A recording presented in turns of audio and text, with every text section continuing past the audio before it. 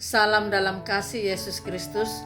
Mengawali hari ini Senin tanggal 20 April 2026, renungan firman Tuhan 2 Timotius 4 ayat 3 dan 4. Karena akan datang waktunya orang tidak dapat lagi menerima ajaran sehat, tetapi mereka akan mengumpulkan guru-guru menurut kehendaknya untuk memuaskan keinginan telinganya. Mereka akan memalingkan telinganya dari kebenaran dan membukanya bagi dongeng. Tema: waspada ajaran sesat. Sebuah pantun, mencari ikan di sungai jernih, dapatlah satu si ikan sepat.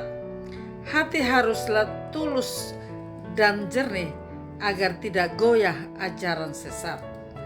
Pantun ini mengingatkan kepada kita bahaya ajaran sesat seringkali berakar dari keinginan manusia sendiri yang hanya ingin mendengar hal yang menyenangkan hati daripada kebenaran firman Tuhan.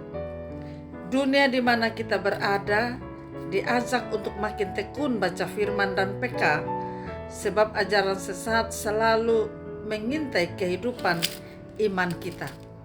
Lewat firman Tuhan kita diingatkan agar tetap waspada. Kebenaran tidak selalu datang dalam bungkus yang berkilau, dan kesesatan hampir selalu menggunakan topeng kesalehan. Jangan hanya terpukau siapa dan apa yang dibicarakan, tapi uji apa yang dikatakan, apakah sesuai dengan firman Tuhan. Di era informasi, mencari pengajar Kristen sangat mudah, tetapi seringkali dengan kemudahan ini ada risiko besar. Kita tidak semua yang berkata-kata Tuhan berasal dari Allah atau yang membawa Alkitab benar-benar dari Allah. Aliran sesat tidak selalu datang dengan wajah yang menakutkan. Mereka seringkali tampil sangat saleh, penuh kasih, dan menggunakan nama Tuhan Yesus sebagai label untuk memvalidasi kesesatan mereka. Mereka juga mengajarkan iman tentang Yesus. Banyak ajaran menggunakan nama Yesus dan Alkitab, namun mereka meninggalkan keilahiannya. Bagi kita, Yesus adalah satu-satunya Tuhan dan Juru Selamat. Mengenal Yesus bukan sekadar menyebut gelarnya, tetapi menyembahnya sesuai dengan siapa dia sebenarnya, Sang Firman yang adalah Allah. Tanpa mengakui keilahian Yesus, seruan Tuhan kehilangan makna yang menyelamatkan. Paling penting bagi kita melakukan kehendak Bapa, dimulai dari iman yang benar kepada Allah Tritunggal. Perbuatan baik dan ketaatan kita adalah buah dari keselamatan, bukan syarat masuk surga. Begitu penting bagi kita bahwa hidup hanyalah anugerah Tuhan. Waspadalah jika ada ajaran yang lebih menekankan ketaatan kepada pemimpin manusia atau aturan organisasi di atas kebenaran firman Tuhan. Waspadalah terhadap ajaran yang tidak mengakui keilahian Yesus. Paling penting bagi kita, iman bukan sekadar hanya ikut-ikut saja.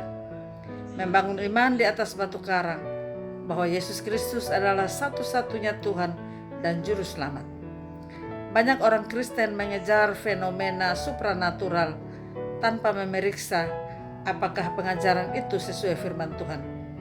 Ingat, mujizat bukan jaminan kebenaran. Jangan hanya menjadi pendengar khotbah yang menyenangkan telinga, tetapi pelajari dasar iman Kristen, pengakuan iman. Makin tekunlah baca firman Tuhan setiap hari untuk mengetahui ajaran yang benar dan ajaran yang menyesatkan. Ujilah setiap ajaran agar kita tidak terseret oleh arus pengajar-pengajar yang sesat. Amin. Mari kita berdoa. Tuhan Yesus, Engkaulah jalan kebenaran dan hidup.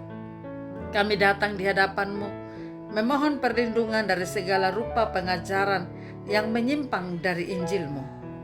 Terangi akal budi kami dengan Roh Kudus-Mu, agar kami memiliki ketajaman roh untuk membedakan mana yang berasal dari Tuhan dan mana yang berasal dari si jahat. Jangan biarkan kami terpikat kata-kata manis yang menyesatkan, atau ajaran yang hanya memuaskan telinga, namun menjauhkan kami dari salib-Mu. Tanamkanlah firman Tuhan dalam hati kami, supaya kami tetap teguh berdiri di atas iman yang benar. Berkati kami sekalian, berkati pendengar sabda-Mu. Dalam nama Tuhan Yesus kami berdoa.